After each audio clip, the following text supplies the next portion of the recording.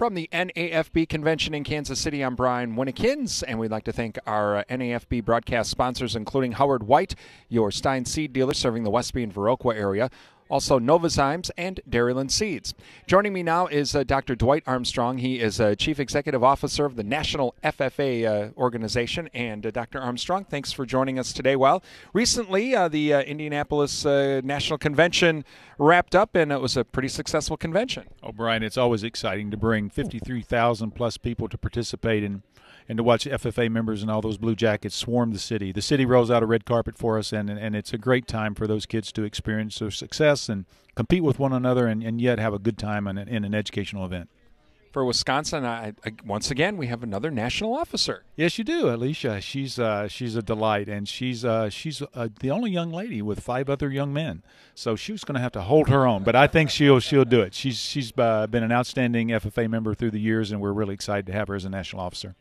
Now, while FFA has been seeing a lot of growth over the last few years, there's also a lot of challenges as well. We've seen some local chapters, even in western Wisconsin, that have been cut, which is very unfortunate. And these aren't in urban areas. These are in rural agricultural areas. But that still is a challenge, isn't it? You know, Brian, we have record membership, 540,000 FFA members across the country and growing. But at the same time, like you're saying, we see a lot of these chapters under siege, a lot of budget cuts at local communities.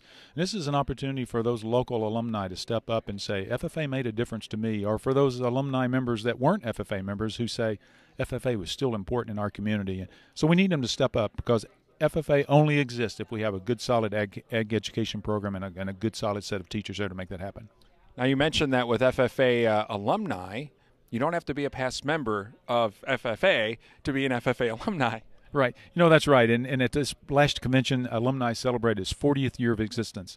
And I'd have to send a big applaud out for the state of Wisconsin, because they do a great job with their alumni, and they've been great stewards and examples of what alumni can do in a state and a local community. And thanks for what Wisconsin FFA alumni does. The FFA alumni in Wisconsin does do a lot. And FFA is also trying to reconnect with past members, right? We do. We have a Connect campaign going on.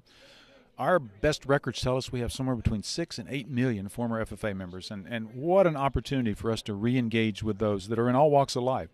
So we have a Connect campaign going on that we would encourage FFA members and local schools and communities to step up and go online, tell us their story about how FFA made a difference in their lives, and give us a chance to engage with them and find ways that they can help those local chapters, because those local teachers need the help. And that's the cool thing. You just go right on the website, hit the Connect button, and that way they can get the process rolling, and it's pretty easy, isn't it? Yes, sir. It sure is. Well, again, Dr. Armstrong, we appreciate you joining us today. Thanks a lot for having me, Brian. Dr. Dwight Armstrong, he is the Chief Executive Officer of the National FFA organization. From the NAFB Convention in Kansas City, I'm Brian Winnekins.